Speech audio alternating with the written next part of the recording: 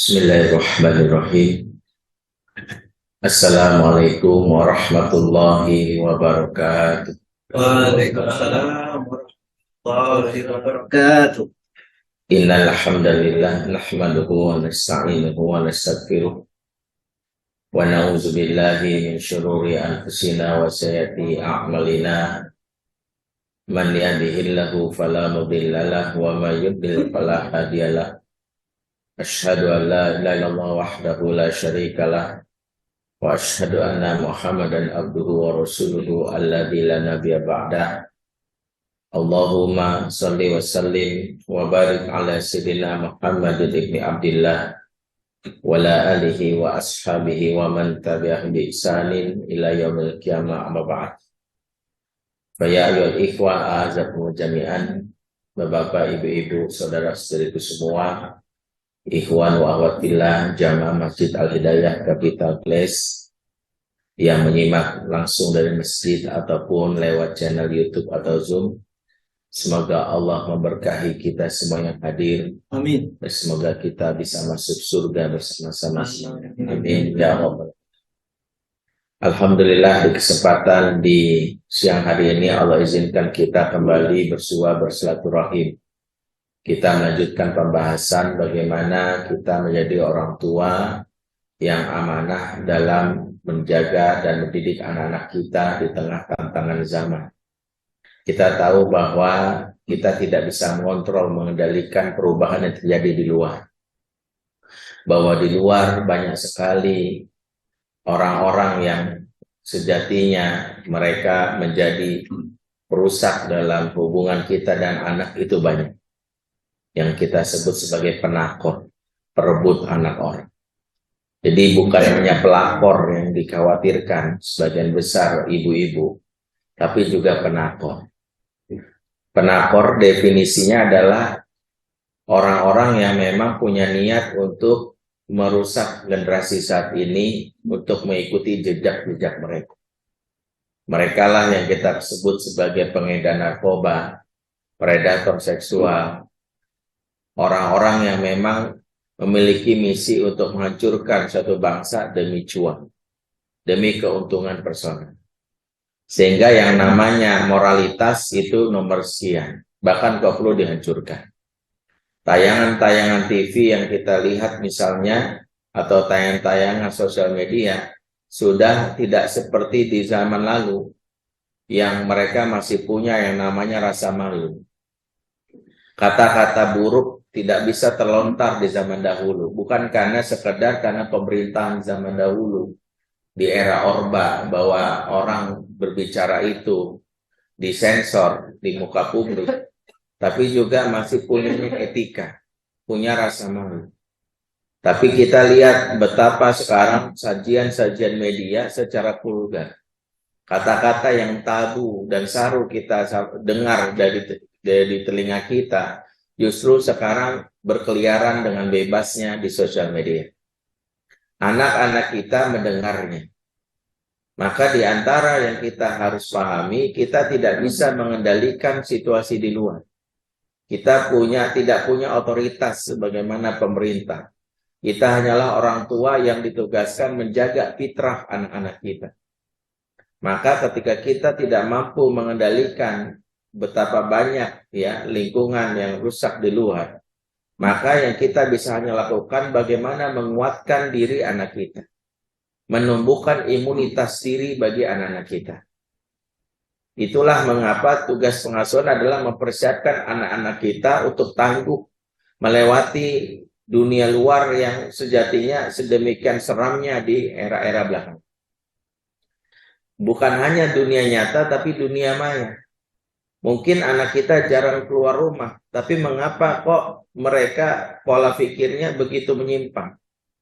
Anak-anak mungkin tak keluar rumah, tapi pikirannya sudah berselancar di sosial media di dunia maya. Sehingga mereka bisa menembus lintas batas, lintas negara. Mereka akan tahu segera update, bukan sekedar skor bola. Bukan sekedar mereka tahu bahwa kejadian di belahan bumi lain. Bahkan tren-tren terbaru pun mereka tahu. Komik-komik yang terbaru dari Jepang mereka tahu segera. Bahkan budaya-budaya atau challenge-challenge sekarang di sosial media sedemikian tahu. Lagu-lagu semua udah mereka ketahui. Disitulah mengapa ketika kita paham bahwa kita tidak bisa mengendalikan di dunia luar, maka yang bisa kita bangun adalah imunitas anak kita. Bahwa kitalah orang tua yang harus jadi role model. Orang tua yang harusnya jadi rujukan pertama. Maraji al-ula. Betapa anak-anak masih punya trust, rasa percaya. Di antara ciri anak-anak yang percaya dengan kita, mereka akan banyak bertanya tentang banyak hal kepada kita. Mereka tidak sungkan untuk mengkonfirmasi, ayah emang benar ya, katanya begini ya, aku baca. Ya, ayah emang benar ya, katanya aku lihat di sosmed begini ya. Maka ketika mereka mengkonfirmasi ini, terimalah ini sebagai sebuah penghargaan bahwa saya ayah yang dipercaya. Sebaliknya anak-anak yang cenderung diam, pasif, bahkan menjaga jarak adalah indikasi bahayanya kondisi pengasuhan anak-anak kita. Waspadalah kalau anak kita sudah terbiasa mengucapkan kata-kata that's my privacy. Atau mungkin dalam bentuk yang lain terbiasa berkata-kata nggak apa-apa. Tidak pernah berbicara adalah sebuah musibah, sebuah petaka. Maka inilah di antara tugas orang tua adalah mampu membangun hubungan yang harmonis kepada anak. Good relationship. Sebab ketika kita tahu dunia luar tak bisa kita kendalikan, maka yang bisa kita kendalikan anak kita tetap berada dalam hubungan terbaik dengan kita. Karena sejatinya kalau boleh diibaratkan mengasuh anak itu ibarat bermain layang-layang. Apa maksudnya? Silakan kau terbang setinggi-tingginya. Silakan kau terbang menjelajah angkasa. Tapi kalau papa dan mama lihat ada angin yang akan menglepaskanmu, papa mama tarik layang-layang itu. Kalau tali itu kuat, buru-buru kita tarik, sampailah layang-layang itu ke tangan kita. Tapi kalau talinya lemah, putus, ya mungkin dari benang jahit ya. Makanya putus ketika dia putus, nyangkut di sungai, diperebutkan oleh predator seksual. Nyangkut di pohon, diperebutkan oleh bandar atau pengedar narkoba. Nah, tali yang dimaksud dalam permisalan ini adalah ikatan hati. Makanya ketika ikatan hati kita lemah, anak-anak tidak merasa memiliki orang tua. Punya ayah tetapi yatim, punya ibu tetapi piatu. Istilahnya punya rumah tapi tak punya keluarga. Ya, mereka punya, I have house not home. Punya rumah tapi nggak punya keluarga. Maka itulah awal dari petaka dalam keluarga. Maka di antara yang kita bisa maksimalkan adalah membangun kedekatan dengan anak. Di antara bisa kita maksimalkan, membuat anak itu memiliki hubungan yang baik dengan orang tua. Karena itulah yang bisa kita lakukan penjagaan kepada anak kita. Kenapa? Karena dengan hal ini, anak-anak akan semakin mudah untuk kita kendalikan. Peristiwa-peristiwa di luar akan mudah dikonfirmasi, sehingga mereka bisa mencegah hal yang buruk. Tapi yang terjadi hari ini, mohon maaf, orang tua dengan banyaknya kasus-kasus di luar, alih-alih memperbaiki hubungan, malah membuat anak makin jauh. Saya pernah ditugaskan safari dakwah di luar, ya, dan ini juga salah satu problem yang terjadi masyarakat Muslim yang ada di luar. Jadi di Australia waktu itu saya keliling 4 kota ya, selama 17 hari. Memang ada hal-hal yang di Australia ini sangat-sangat vulgar ya, terutama selain karena gay di sana LGBT itu dilindungi oleh undang-undang. Jadi kalau kita lewat kota-kota Sydney, bagi yang sudah berkunjung atau sering pasti sudah tidak heran lagi.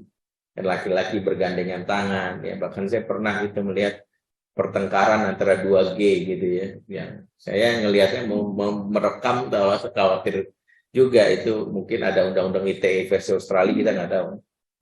Jadi saya pikir entah antara jijik dan menikmati pertengkaran mereka juga gitu. Jadi banyak. Tapi ada satu hal yang agak miris selain juga masalah LGBT yang sedemikian subur di sana. Tapi saya pernah ngisi pengajian kalangan mixed couple di sana di daerah Brisbane kalau tidak salah. Di situ istrinya orang Indonesia, tapi pasangannya biasanya keturunan warga lokal, warga Australia. Mereka mau ikut kajian di sebuah rumah. Singkatnya, saya ingat pada saat saya lagi ngisi kajian di rumah yang lumayan besar waktu itu, tak lama datang anak muda, ya umur 18 tahun, mukanya muka bule gitu. Dia lewat saja dan saya memang agak aneh dengan budaya mereka tanpa ada budaya permisi gitu ya. Lewat jalan petenteng memotong, dan di sebelah saya ini ada sebuah kamar dan dia masuk kamar tersebut seraya membanting pintu, jeger gitu. Agak kaget gitu. Tapi yang lain lihat, tapi saya mencoba fokus ngisi kajian. Pada saat selesai kajian, ngobrol lah saya dengan tuan rumah, memecah kebuntuan komunikasi. Saya coba singgung tadi anak nomor berapa Bu? Ya, karena saya menduga itu anak, ya kan. Ibu ini kaget dengan pertanyaan saya. Itu bukan anak saya, Ustaz. Terus siapa? Itu pacarnya anak saya. Kaget ya? Hah? Pacar anak ibu? Iya. Oh, saya bilang, ngapain itu? Ya itu ke kamar anak saya. Anak saya kan itu di kamar. Anak saya perempuan tunggal. Saya bilang, ngapain Bu? Di kamar, pacar. Saya juga nggak tahu, Ustaz. Anak muda ngapain di kamar. Yang jelas mungkin main catur kan gitu. Main halma. Saya udah mikir macam-macam. Nah ibu nggak cegah Bu. Ngomong kayak apa. Ya itulah Ustaz, susah di Australia ini. Sebab anak-anak umur 18 tahun itu dilindungi banget.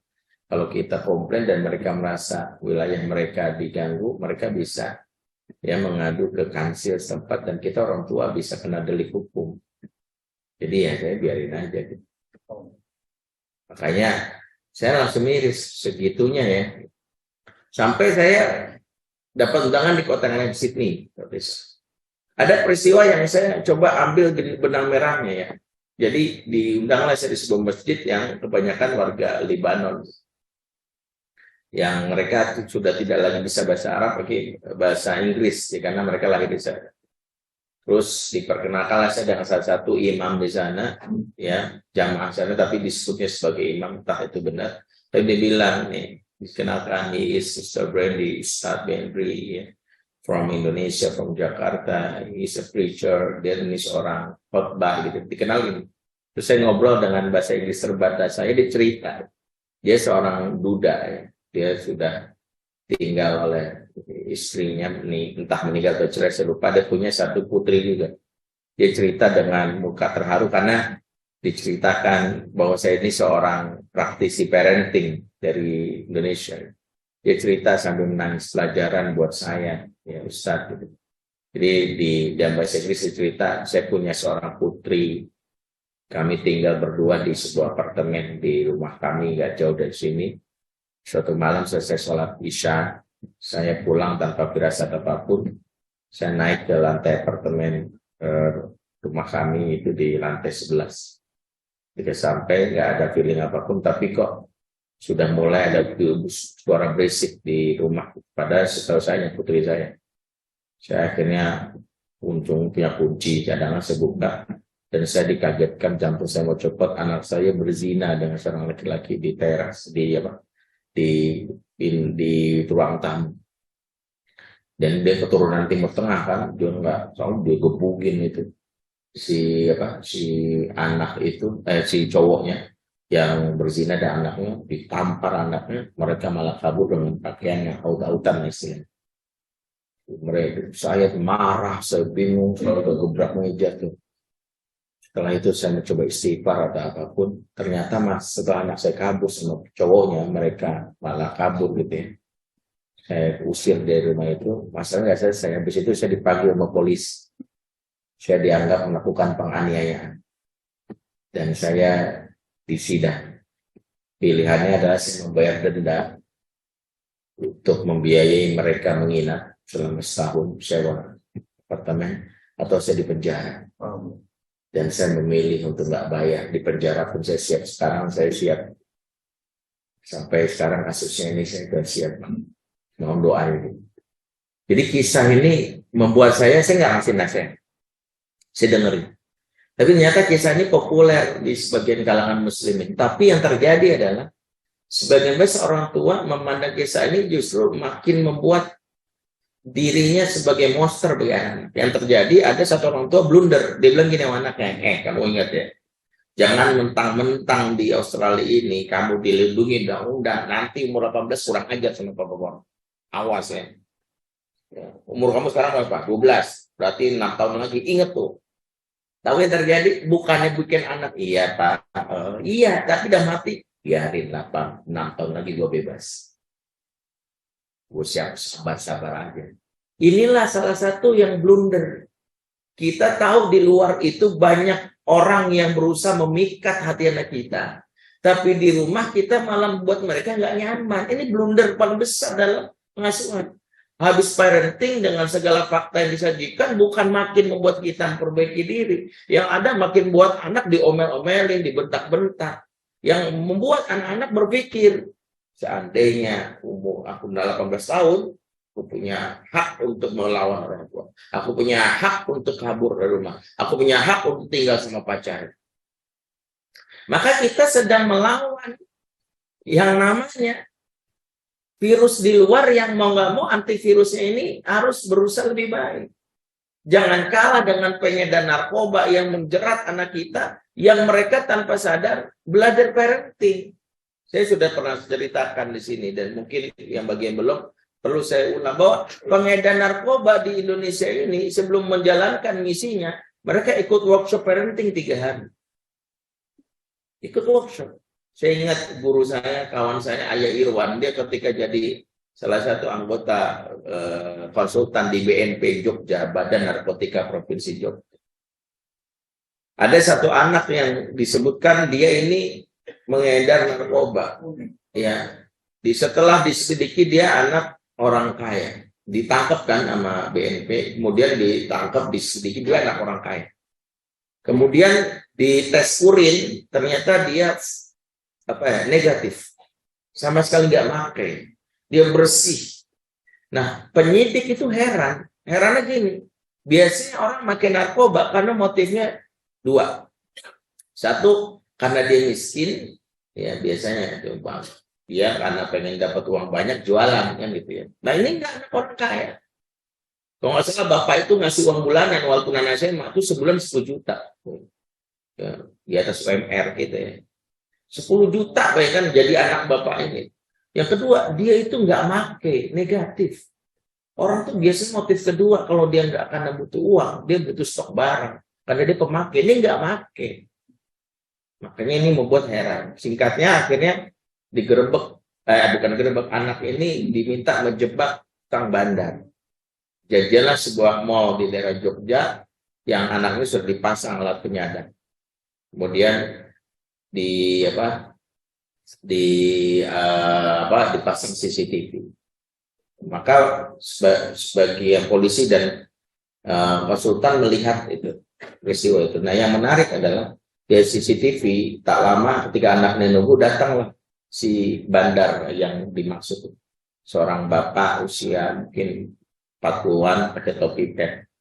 Disebutkan bagaimana dia mempertontonkan waktu di CCTV, dia menyapa anak ini dan melakukan sesuatu yang nggak pernah lakukan bapak kandungnya kepada saya. Apa itu? Dia datang langsung menepuk bahu anak ini sambil bilang, maafin om ya boy, om telat. Makasih ya, kamu sudah sabar nunggu, good boy. Jadi bapak ini melakukan sesuatu yang selama ini nggak pernah lakukan oleh bapak kandung, tahu nggak? Bahu bagi anak laki-laki adalah harga diri. Bapak yang nggak pernah nepuk bahu anak laki-lakinya, maka anak ini akan tumbuh menjadi mencari lelaki dewasa lainnya, akan menepuk bahunya meskipun kepala preman. Jadi dia itu, karena bahu bagi anak laki-laki itu harga diri. Dan harga diri bagi laki-laki udah kayak NKRI, harga mati. Kalau nggak dapat, dia cari.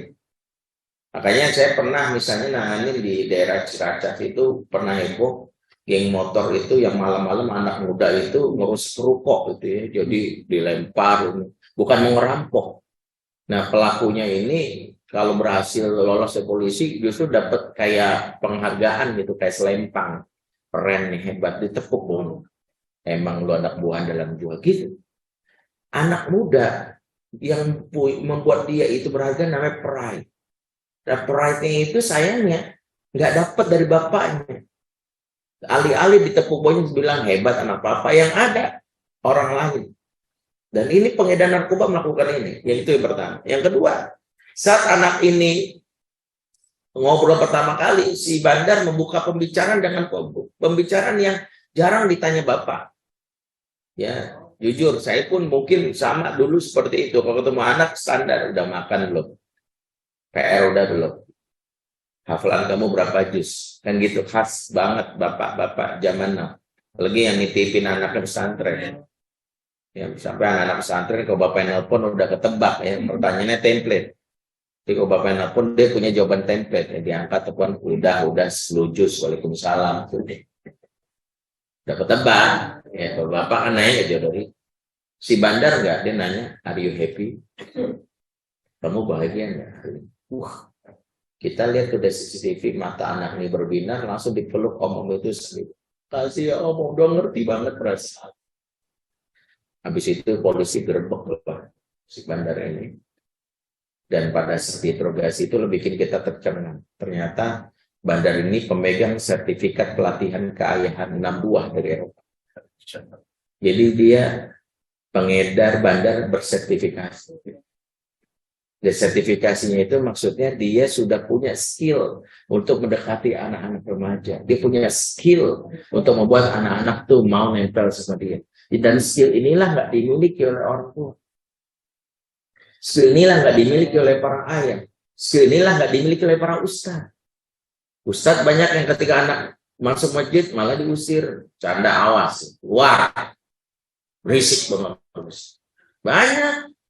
Alih-alih membuat anak nyaman di masjid malah keluar. Besok-besok capek DKM. Ayo dong anak muda. Ayo dong. Masa masjid udah dibikin bagus. Gak rame-rame lah. Dulu waktu kecil diusir. Giliran udah gede dipanggil-panggil. Udah susah. Udah gak biasa. Nah itu. Itu salah satu yang protes. Nah, pernah diusir. Jadi kita harus tahu bahwa di antara pekerjaan hari ini yang wajib kita lakukan sebagai orang tua adalah membuat anak itu merasa nyaman. Membuat anak itu dekat, nempel. Jadi virus di luar itu lawannya dan antivirusnya adalah perbaiki hubungan. Makanya saya bilang kata kunci parenting apa sih? Kata kunci parenting apa sih Ustaz? Good relationship. Parenting itu adalah hubungan yang baik dengan Allah, dengan pasangan, termasuk dengan anak. Itu parenting. Makanya orang yang bermasalah dengan hubungan dengan Allah, dengan pasangan, termasuk dengan anak, biasanya itulah yang membuat anak-anak itu rusak.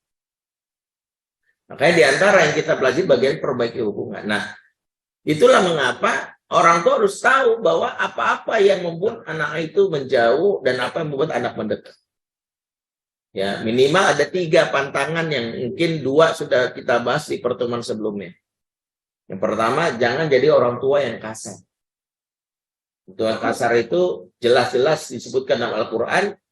Ya Allah berfirman, "Lau kunta fazzan ghalizal qalbi lan faddu min haulik." Sekiranya engkau bersikap keras lagi kasar, niscaya mereka kabur dari kamu. Anak-anak itu kabur bukan karena orang tua jelek, ganteng, miskin. Tapi kan sikap kasar. Karena rumah yang harus jadi tempat menyenangkan berubah jadi rumah neraka. Baiti jannati berubah jadi baiti nari. Bukan karena rumahnya itu dalam hal ini sempit. Bukan, banyak rumah yang dibangun megah, mewah, fasilitas lengkap. Tapi nggak membuat anak-anak mau pulang.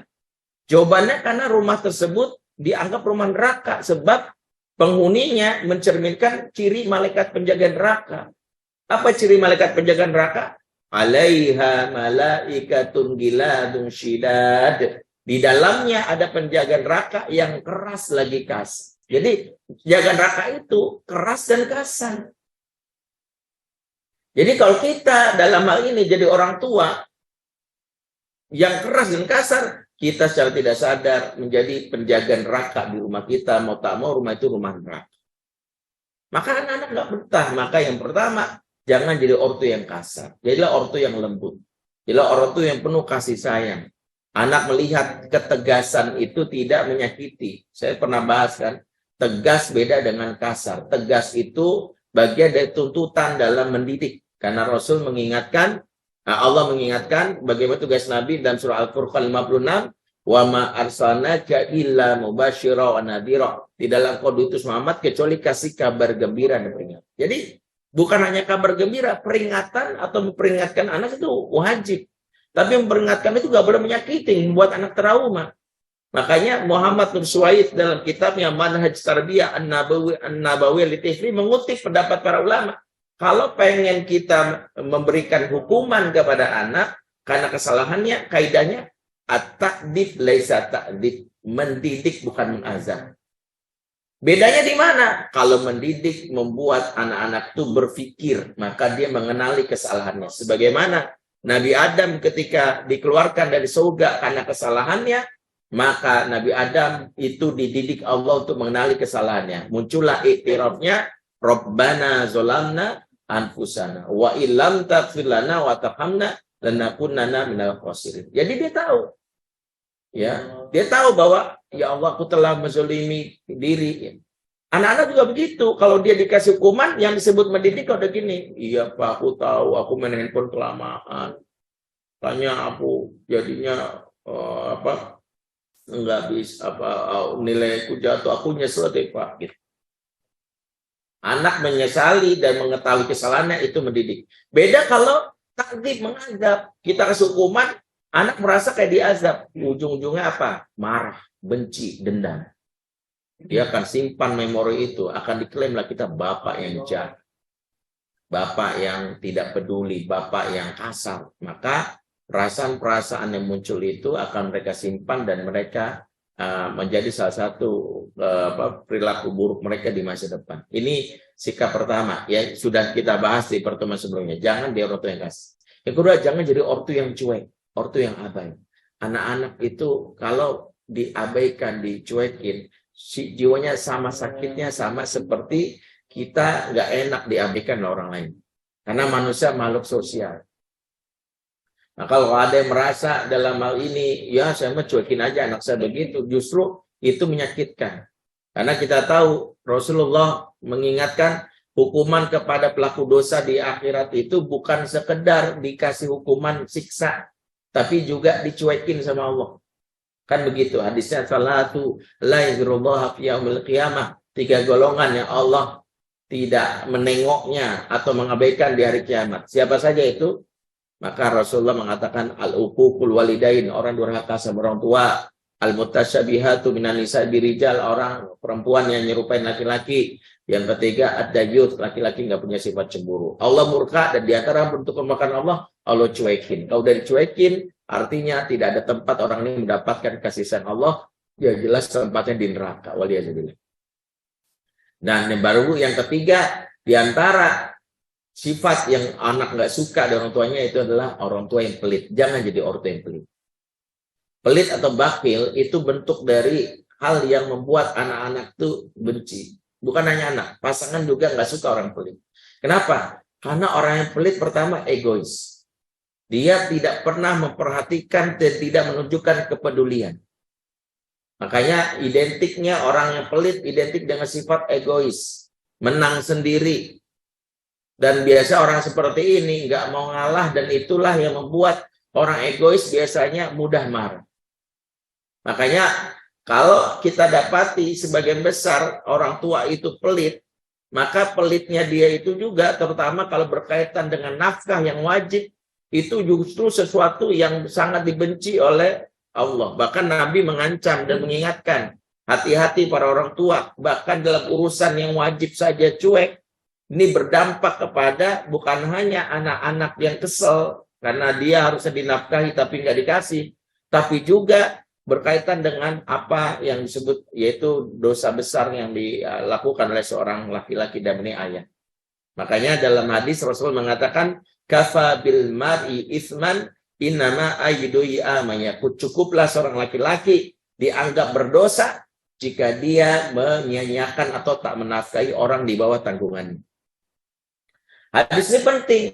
Kenapa? Pertama, menafkahi itu bagian dari tanggung jawab yang kelak dihisab.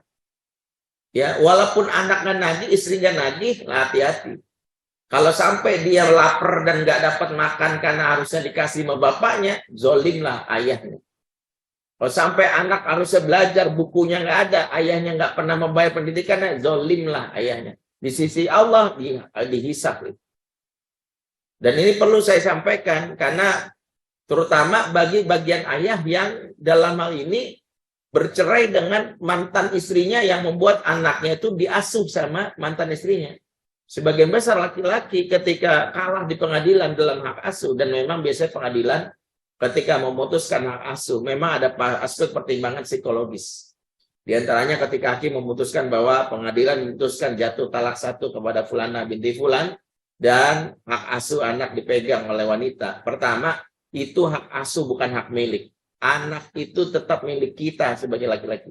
Bapaklah pemilik anak, karena nasab anak kepada bapaknya. Sebagaimana sabda Nabi, anta wa maluka li abika, kamu dan hartamu milik bapakmu. Makanya Allah mengingatkan dalam surah Azab, ud'uhum li abaihim, panggillah mereka berdasarkan bapak-bapak mereka. Maka anak yang diperoleh dari pernikahan sah milik bapak. Sah milik bapak. Ya, makanya kalau ada bapak bilang, itu bukan anakku, itu anakmu. Berarti bapaknya menuduh bahwa selama ini kita berzina. Karena anak yang dinasabkan ke ibu adalah anak perzinahan. Yang kedua adalah berarti sampai kapanpun anak itu milik bapaknya.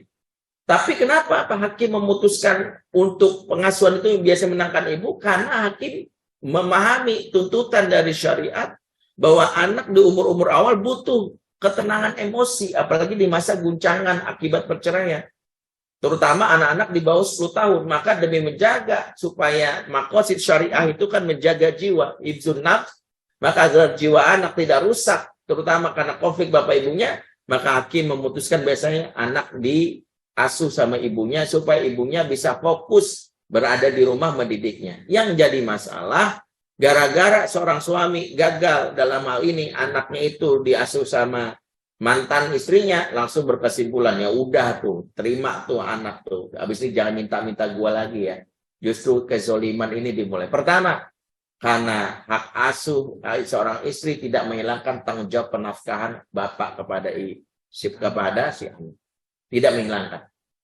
Ya dia kan diasuh sama mantan saya, memang pengadem, tapi yang merawat, yang menafkahi wajib bapak. Yang kedua, justru pengadilan memutuskan menjatuhkan penafkah itu, menjatuhkan hak asuh kepada mantan istri supaya istrinya itu, wanita ibunya ini fokus mengurus anak. Lah, gara-gara mantan suami cuek, nggak mau ngasih untuk biaya anaknya, terpaksalah dia bekerja. Karena dia bekerja itulah, mau nggak mau ditinggalkan anaknya. Ujung-ujungnya anak dirawat pembantu lagi. Inilah yang membuat anak-anak kita pasca cerai rusak, ditambah karena bapak yang nggak ngerti tanggung jawabnya. Makanya di antara kewajiban seorang laki-laki, cerai tak membuat hilang tanggung jawab. Anak tetap miliknya dia walaupun harus diasuh sama mantan istrinya. Maka dia wajib, bahkan beberapa ulama menyimpulkan, bahkan seorang mantan suami wajib menafkahi mantan istri. Loh, kok mantan dinafkahi? Biaya hadonah namanya.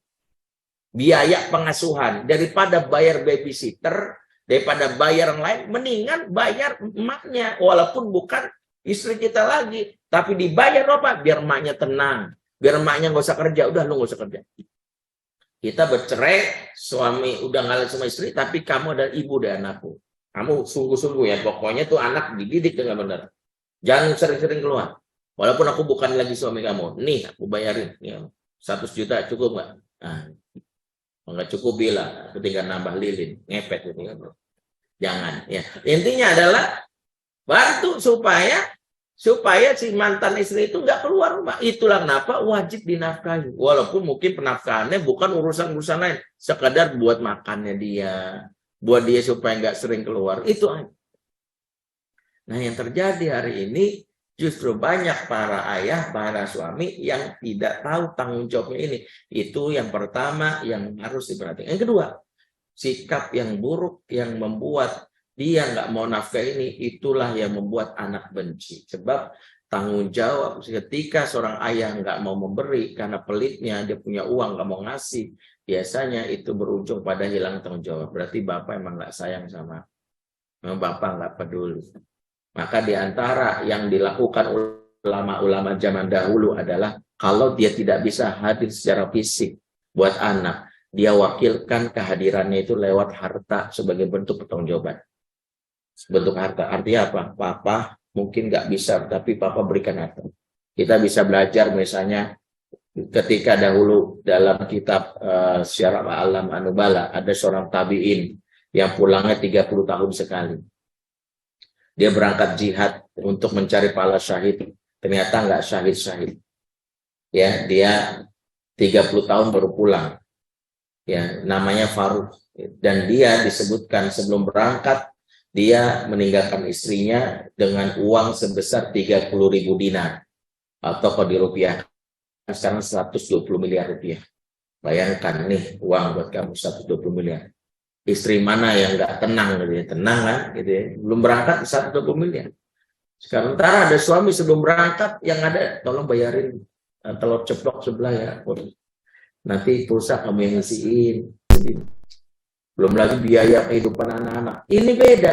Dia tinggalkan dan biaya kehidupan anak-anak. Ini beda. Dia tinggalkan dan itu uang yang dia terima itu ternyata nanti di masa depan itu bagi anak adalah bentuk pertanggungjawaban suami. Ya, bahwa ayahnya keluar bukan kabur, bukan main-main. Ada banyak cara buat anak belajar dari ayahnya walaupun ayah nggak hadir. Dan ini nanti saya tulis di buku Fadilman 3. Nama judulnya Ayah Pengembara. Fadilman 1 kan ayah yang dirindukan. Fadilman 2 suara hati bunda untuk ayah. Dan Fadilman 3 itu namanya Ayah Pengembara.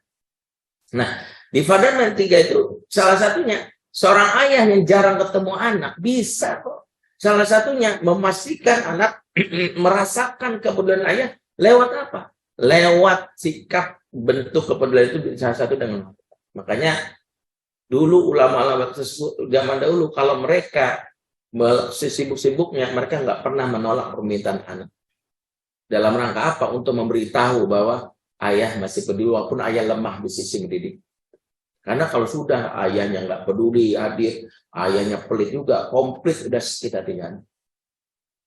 Umar bin Abdul Aziz di antara yang bisa kita sebutkan. Wah, Umar bin Abdul Aziz, dia itu ketika ayahnya ditugaskan ke Mesir, ayahnya ini harus berangkat karena tuh menunaikan amanah dari Khalifah Abdul Malik bin Marwan saat itu, maka dia harus meninggalkan anaknya yang ada di Madinah. Dan ketika dia meninggalkan anaknya di Madinah, dia berangkat dan mengatakan kepada guru anaknya yang diamanahi itu, aku titipkan uang biaya pendidikan tiap bulannya untuk anakku.